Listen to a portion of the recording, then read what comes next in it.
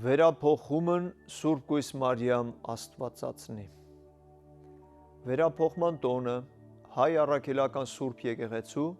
5 տաղավար տոներից 4-րդն է, նախավերջինը։ Եվ այն պատահում է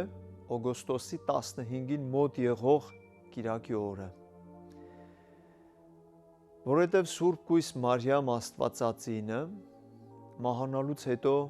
վերափոխվել է երկինք։ Անշուշտ, եթե մի աղանդամիտ մարդ հակադրվելով եկեղեցու սրբազան ավանդությանը փորձի այս պատմությունը գտնել Աստվածաշնչում, ինքը չի կարողանա գտնել, որտեղ Աստվածաշնչում գրված չէ այս դեպքի մասին։ Որտեղ Հովհաննես Ավետարանիչն ասում է, որ հնարավոր չէր ամեն բան գրել, ոչ թուղթը, ոչ թանաքը չէին բավականացնի, որ մենք ամեն բան գրեինք, և որոշ դեպքեր թերևս կային, որ հետագայում պիտի կատարվեին, որովհետև այս կամ այն գրքի կամ նամակի գրության ժամանակ այս կամ այն դեպքը դեռ տեղի չէր ունեցել, կամ տեղի էր ունեցել, մի խոսքով։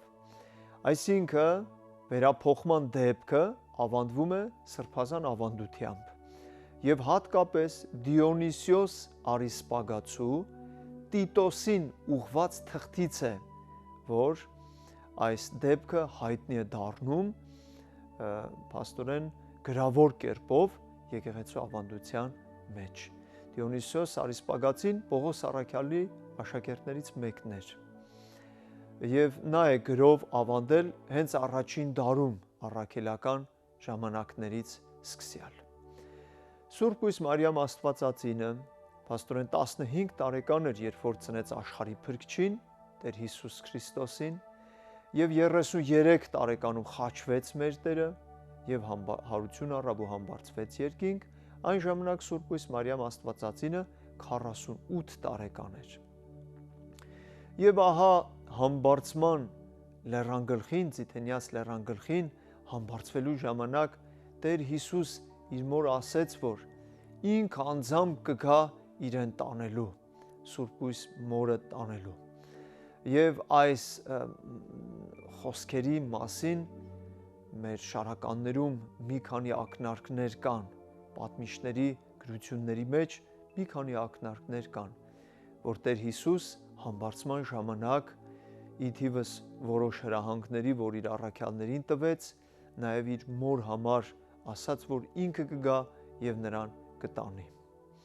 Եվ ահա, երբ որ Տերը համբարձվեց, Մարիամ Աստվածածինը համբարձվելուց հետո 12 տարի ապրեց, և նա կենտրոնական դեմքն էր բոլոր առաքյալների և ամբողջ քրիստոնյա այն ժամանակվա համայնքի, որովհետև մոր մեջ նաև տեսնում էին իր սրբազան որդուն, որովհետև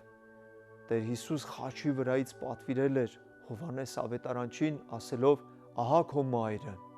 և ահա այս հրանգը նաև բոլոր իր աշակերտների և հետևորդների համար էր, որ ահա ձեր մայրը, և հենց մոր շուրջն էլ հավաքվում էր նախնի քրիստոնյա եկեղեցին։ Նաև Տեր Հիսուս 31 տարեկան էր, երբ որ Սուրբ Հովսեփը վախճանվեց, և Սուրբ Հովսեփը իրենից հետո փաստորեն հանձնարարել էր Հակոբոս Տյառն եղբորը, որ նա ևս սպասավորի և ծառայի Սուրբ Մարիամ Աստվածածնին։ Եվ ահա Տերը խաչի վրա հանձնարարում է Հովհաննես Ավետարանչին, և ստացվում է, որ Սուրբ Հակոբոսին, Սուրբ Հովհաննեսին հանձնարարված էր խնամքը Սուրբ Կույս Մարիամ Աստվածածնին։ Նա շատ էր սիրում գնալու այն վայրերը, որտեղ տերունական տնօրինություններն էին կատարվել։ Համբարձման լեռ էր բարձրանում, որտեղ վերջին անգամ զրուցել էր իր սրբազան որդու հետ, գնում էր Տիրոջ խաչելության վայրը, հարություն առնելու տեղը, Գեթսեմանի պարտեզներ շատ սիրում, որտեղ Տերը շատ էր լինում և այնտեղ աղոթում էր, և նաև վերջին գիշերը այնտեղ աղոթել էր խաչվելուց առաջ, սակայն հրեաները շարունակաբար նրան հալածում էին, ժամանակ առ ժամանակ նեղություն էին տալիս, արգելում էին այն վայրերը գնալու։ Եվ այսպես անցկացնելով իր սուրբ, խոնար և առաքինի կյանքը, նա 60 տարեկան հասակում արդեն Սուրբ Գաբրիել հրեշտակապետից առնում է այդ լուրը, որ ինքը պիտի ննջի եւ գնա իր որդու մոտ։ Եվ ահա մի ակնթարթում հանկարծակի Աստծո հոգու ազդմամբ ամբողջ աշխարհից հավաքվում են բոլոր առաքյալները, որտեղ առաքյալները ցրված էին ամբողջ աշխարհով մեկ քարոզչության։ Եվ այն ժամանակ հենց Սուրբ Հովհաննեսը պատրակ է մատուցում, նա հաղորդվում է սրբության եւ ննջում է, օրհնելով փաստորեն առաքյալներին, օրհնելով քրիստոնյա ժողովրդին։ Եվ մինչ ննջելը Հովհաննեսը կիպարիս փայտի վրա նրա պատկերն է նկարում եւ խնդրում են, որպեսզի նա օրհնի այդ պատկերը։ Նա էլ վերցնում է, մոտեցնում իր դեմքին եւ հուզվելով արտասվում է իր արտասուքով, մի տեսակ օրհնվում է այդ պատկերը, որտեղ բորոտությունը բազմացել էր այն ժամանակ, հատկապես Երուսաղեմում, եւ այդ պատկերով հետագայում բազմաթիվ հրաշագործություններ է կատարվում։ Եվ այսպես ննջում է Սուրբ Կույս Մարիամ Աստվածածինը, ննջելուց հետո նրան հուղարկավորում են Գեթսեմանի պարտեզում, նույնիսկ թաղումն են ուզում խանգարել հրեաները, սակայն չի հաջողվում աստվածային հրաշքներով, ուրեմն թաղում են Գեթսեմանի պարտեզում, որտեղ մինչև այժմ էլ Սուրբ Կույս Մարիամ Աստվածածնի անունով կա այն հզոր տաճարը, Աստվածածնի վերափոխման տաճարը, եւ այնտեղ գերեզմանը կա, որի միջից նա վերափոխվեց երկինք, որտեղ 3 օր հետո հանկարծակի գալիս է Սուրբ Բարթոմեոս առաքյալը, որ միակն էր առաքյալներից, ով բացակայում էր թաղման ժամանակ, եւ տեսնում է, որ բոլոր առաքյալները վերջին ողջույն են տվել Սուրբ Կույսին, Սուրբ Մորը, սակայն ինքը արժան չի եղել։ Եվ նա տրտմած խնդրում է, որ առաքյալները բացեն Տիրամոր գերեզմանը, եւ բացում են, տեսնում են, որ Աստվածածնի մարմինը այնտեղ չի, որտեվ տեսիլքներով պատմում են շատերը, որ Որդին Աստված երկնքից իջնելով վերափոխել է Մորը եւ երկինք տարել։ Եվ որպեսի փարատեն Սուրբ Բարթոմեոսի տրտմությունը, նրան են նվիրում այդ սրբապատկերը, Մարիամ Աստվածածնի միակ սրբապատկերը, որ իր կենդանության ժամանակ նկարել էր Սուրբ Հովհաննես Ավետարանիչը եւ օրհնել էր Սուրբ Կույս Մարիամ Աստվածածինը։ Եվ նա վերցնելով այս պատկերը բերում է Հայաստան եւ ամփոփելով մի վայրում,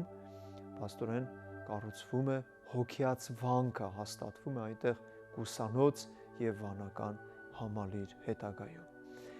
Ահա Սուրբ Կույս Մարիամ Աստվածածինը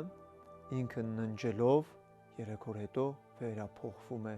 երկինք եւ նրա մարմինը չի մնում գերեզմանում, ինչպես իր որդին հարություն առավ, այդպես Տեր Հիսուս նրան հարություն տվեց եւ երկինք տարավ անապականության։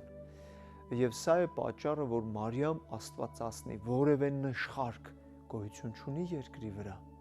Տեսեք, բազմաթիվ սրբերի նշխարներ կան, Սուրբ Գրիգոր Լուսավորչի, Սուրբ Հովհաննես Մկրտչի եւ այլ, Սուրբ Սարգսի, Սուրբ Գևորգի եւ այլ,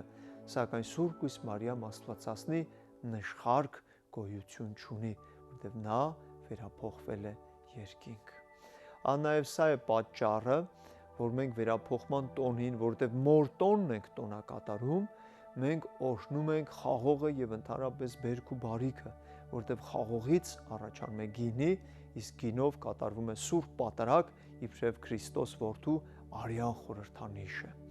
Ուստի իբրև գինու մայր խաղողն է օրհնվում Սուրբ Կույս Մարիամ Աստվածածնի վերափոխման տոնին։ Թող Սուրբ Մայրը երկնքում իր սրբազան Որդու առաջ բարեխոսի մեզ, թող Աստված հավիտենական կյանքի հույսով, լույսով, խաղաղությամբ, սիրով ու բարությամբ լցնի մեր կյանքն ու կենցաղը։ Աստված պահապան ամենքիս։